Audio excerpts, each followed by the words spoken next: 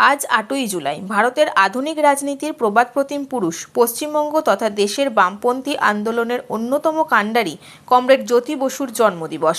এই বিশেষ দিনটিকে স্মরণ করে ফারাক্কায় পালন করা হলো এক বিশেষ কর্মসূচি।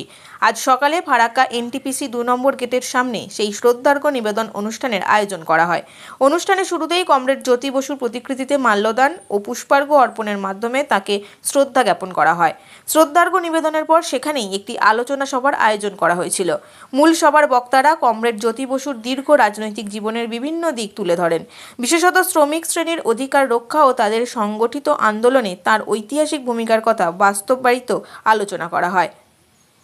পাশাপাশি ভারতের মতো বৈচিত্র্যময় দেশে সাম্প্রদায়িক সম্প্রীতি ও ধর্মনিরপেক্ষতা রক্ষায় তার অবিচল অবস্থান এবং তার দর্শন বর্তমান সময়ে কতটা প্রাসঙ্গিক সে বিষয়েও বিস্তারিত আলোকপাত করেন বক্তারা। সকাল ৯টা পর্যন্ত চলা এই অনুষ্ঠানে স্থানীয় বহু মানুষ এবং শ্রমজীবী মানুষজন অংশগ্রহণ করেন প্রিয় নেতাকে শ্রদ্ধা জানানোর জন্য। এলাকার বিশিষ্ট ব্যক্তিত্বদের উপস্থিতিতে আজকের এই অনুষ্ঠানটি হয়ে ওঠে তাৎপর্যপূর্ণ। সবাই মিলে একটা আতঙ্ক তৈরি করেছে।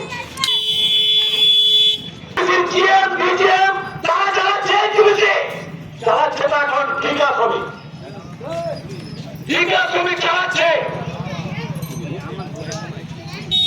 সে মিলের অপারেটরই হোক আর সিএসপি বেল্টের অপারেটরই হোক, ঠিকা শ্রমিক চালাচ্ছে। এই এত যে আমরা টর্চারিং করছে, সেফটি মানবেন, শ্রমিকরা এতদিন কাজ করছে। আরে শ্রমিকরা যে সাজেশন দিচ্ছে, যে অফিসার করলো সে মিউ করে বলছে স্যার আমি বলেছিলাম আম ভাঙছে, সে তার সাসপেনশন বাঁচালো না। এরকম ঘটনা আকছার হচ্ছে।